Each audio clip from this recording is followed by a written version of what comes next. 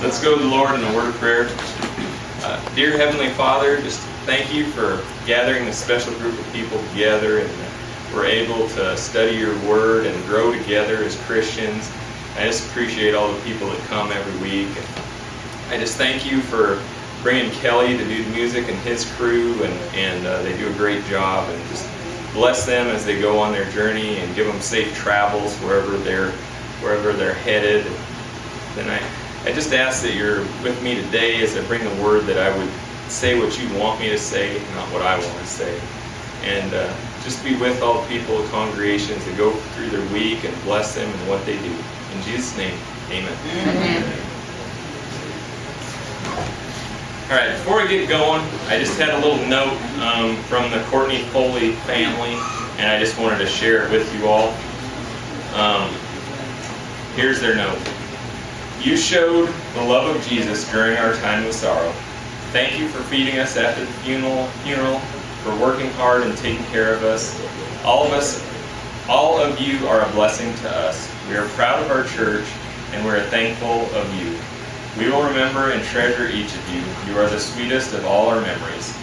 The faintest whisper of encouragement uttered to a Christian brother or sister is heard in heaven. Love and God bless all of you, the Courtney Foley family. And I think I speak for everybody when I say that, you know, it was a blessing to us to be part of it and to be part of her life. So, anyway.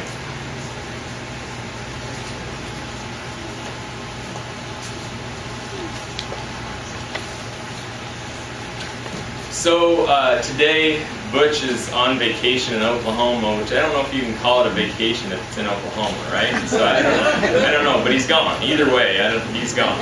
And Butch does sermons, and it seemed a little too official, so I'm calling it a pep talk. I'm just doing a pep talk today.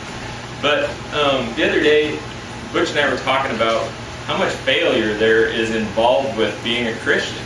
You know, like, it's just part of it's not just once in a while, it's all the time. Romans 3:23 says, "For all have sinned and fallen short of the glory of God." And it's not like you're just falling short and sinning, failing once in a while. You know, it's daily. We all of us do it. If we're Christians, you know, Jesus is the only one who didn't. So anyway, I got to thinking about these failures, and Dusty and I, for our real job, my wife and I, do a barrel racing newspaper. And I got to thinking, like, you know, a lot of people watch the rodeo on TV or a run on Facebook, a barrel racing run comes across Facebook, and you see this professional barrel racer make an awesome run, they win $50,000, and man, you think, man, that's awesome, you know, and it is awesome. But doing what we do, we see what goes into that, and what you don't see is a lot of them barrel racers, you know, on the way to the barrel racer, they blew 2 tires on their trailer and had to get out and change it on the side of the road. An axle ran off somewhere. A couple of weeks ago, a gal won a short go in Canada and drove 18 and a half hours straight through, had an hour of rest, and ran in Greeley, Colorado. So, you know, you think of being a professional barrel racer, there's a whole lot more to it than just the glory of the winning. And I think in our Christian life, we think of that the same way. Like, we see somebody that we think of as a good Christian, and we think it's just easy for them, that they just do it. But I got thinking, it's the same being a professional Christian as it is anything else in life. It takes a lot of work and failure and persistence. So you're going to have, you know, it's just part of it. You're going to fail, and you're going to have to figure a way out of it. So anyway, I figured today we're just going to talk about failure. And I thought, you know, to start with, I'd talk about some of my failures, because people, you like to hear about other people's failures, right? Not your own, you know. But when we were just out of college, Dusty and I were, you know, she is real handy with all newspaper, graphics, all that stuff. And Mom and Dad raced quarter horses, so we thought, you know, we'll do a newsletter for the South Dakota quarter horse racing. You know, it'll be a nice deal. We'll sell some ads, we'll get some subscriptions. Well, Dusty spent like a week doing this newsletter. We had it printed. It was, you know, really nice. And we sent it out to the mailing list. Well, over time, we ended up with 3 subscriptions. It was $12 for a subscription. We got 3, okay? And then after 2-3 months, like when you're out of college, when you're losing several $100s each time you do something, you're like, we better stop, you know. So anyway, we quit doing it. one of the next days I get a call, and it's one of our 3 subscribers really mad that we hadn't sent out the next month's quarter racing thing, and I told them, hey, we just can't do it anymore. Anyway, I ended up having to send their money back, okay? But the other 2, they said we could just keep it. So we had our $24 in subscription money. And I was thinking of another story I thought of from when I was growing up. I was probably junior high or high school age. And my grandpa, he loved a project horse. I think he was kind of a project person, so he always felt like he had a soft spot for project horses. Well, he had this paint horse, and I think his name was Bandit, the best that I remember it anyway. It was a paint, sorrel and white paint, and Grandpa wanted me to ride it. And we were holding cattle in a herd, and the pasture is several sections, so we just hold them in a herd, sort out the ones you want, and then move the ones you wanted into the pens. Well, Bandit would stand there, and I could hold herd for a while, then he'd get fidgety and run off through the middle of the herd with me holding him the whole way. He'd run through to the other side. Of course, it's all older cowboys and stuff, and they'd be yelling at you the whole time. And then I'd go on the other side and hold herd for a while. And then Bandit would shoot off through the herd, straight through the herd. He'd never run off the other way. He'd go through the herd every time. And I was, pulling him around. And of course, my grandpa, the other thing is he didn't want me to ruin their mouth, okay, as they ran away. So he always had them in a snaffle. So anyway, as I'm running across, with the snaffle, we got done, got them sorted.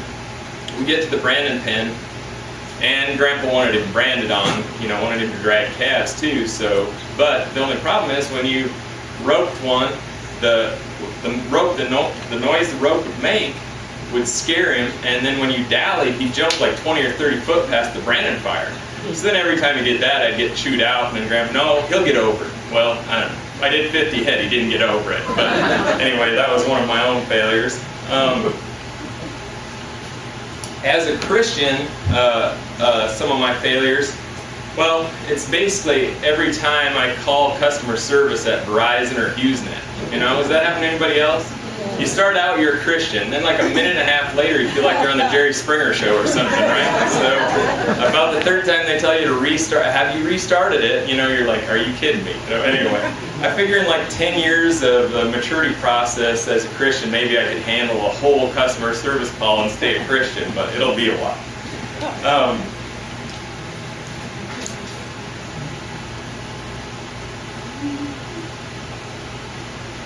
But anyway, these failures in life and in your Christian life, they're not a surprise to God. He knows we're all going to fail, and that's just part of it. And so I thought, I would just share a few stories from the Bible, because as Christians, I think we have it in our mind, like, we're going to accept Jesus, and then we're going to be like Mother Teresa or something, right? And it's just like you're going to do all these great things, but then the reality hits that you're still you, and you have a lot of work to do, right? So I just want to bring up a couple examples from the Bible where you see that even, these guys are people that, all your stories growing up in, Bible school and stuff are all about. So it shows you that even the people that God used most in the Bible had really significant failures they had to overcome in their life. And I was going to start with David, because he failed a lot. I mean, if you read the Old Testament and want to feel good about yourself, you could read about all the failures he had. But I want to start with him because he always went through it, in I think the proper way as God would want us to. So anyway, let's look at this. And David, he's a man after God's own heart. In Acts 13:22, it says David is a man after God's own heart. He repeats that through the Bible several times. So this is a guy that, God really had big plans for him. But, okay, if you are in 2 Samuel 11, and I'm in the New International Version, so I'm just a little different than you guys.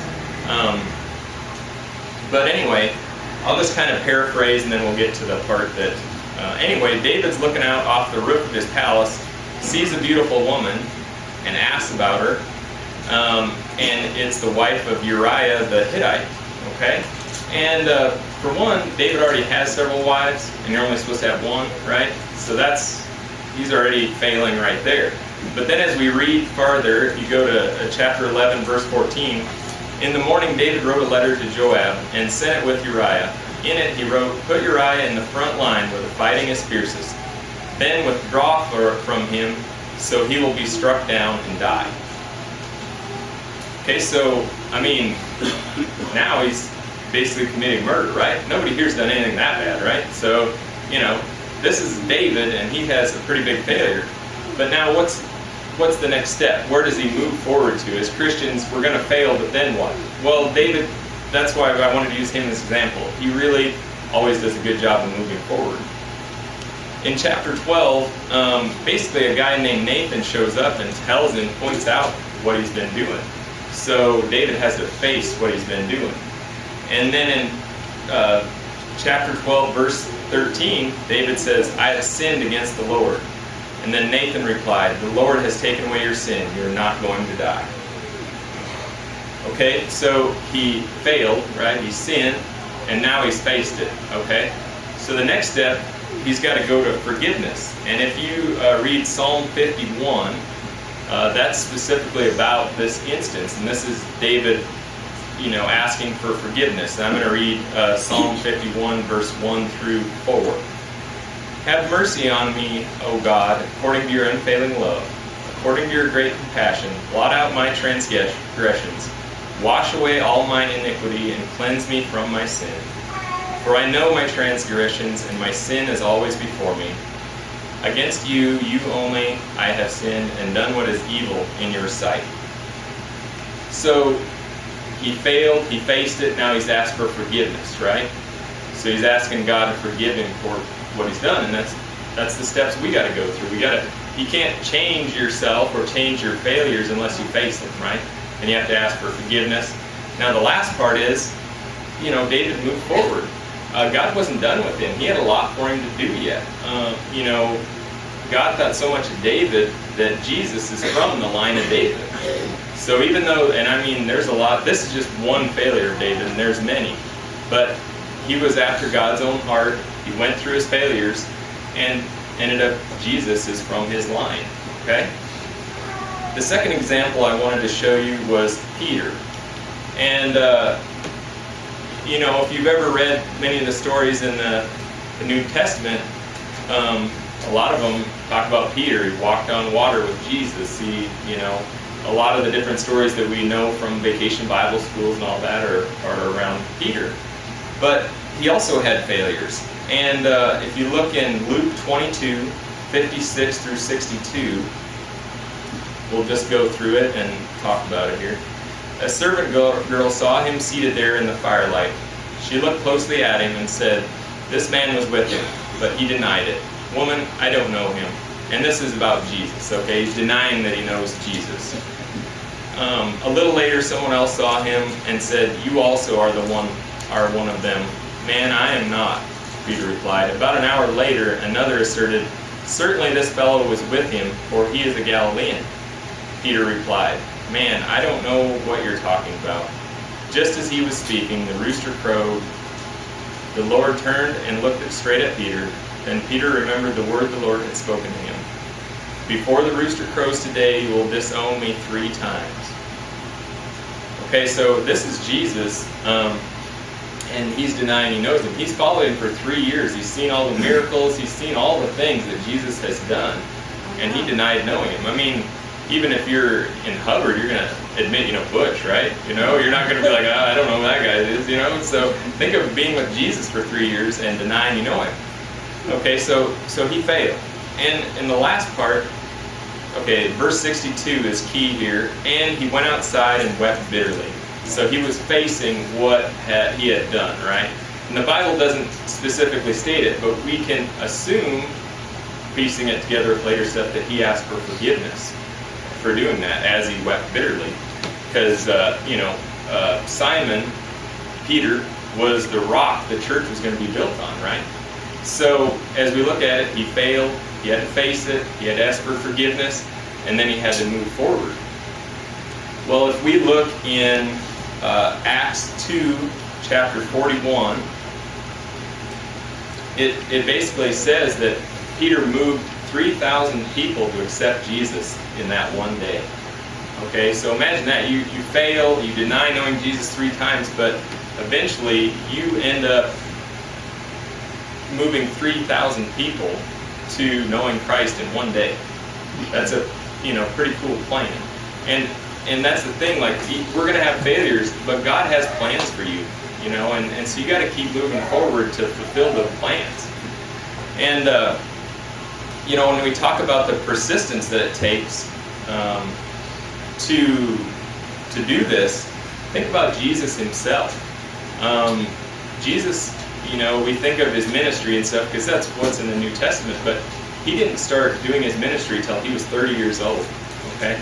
So for the first 30 years of his life, he's Jesus, but he's just going through the world like everybody else.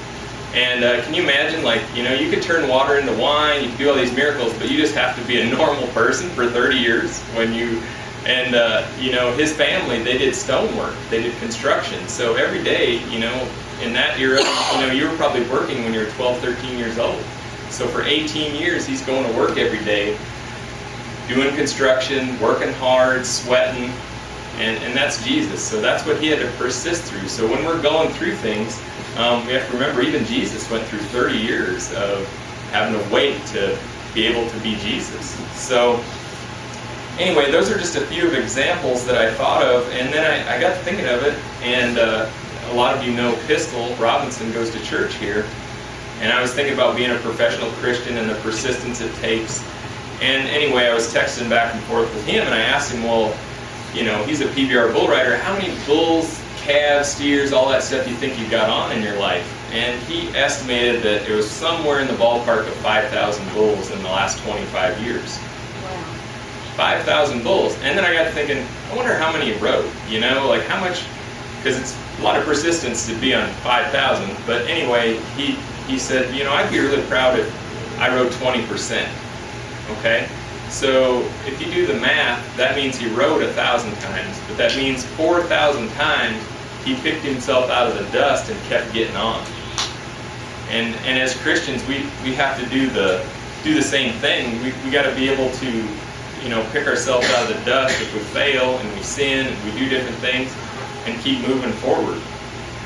Because like I say, God has a plan for just you. He wants your talents. If you're here, there's something that you're supposed to do for him, and he's got a purpose for you.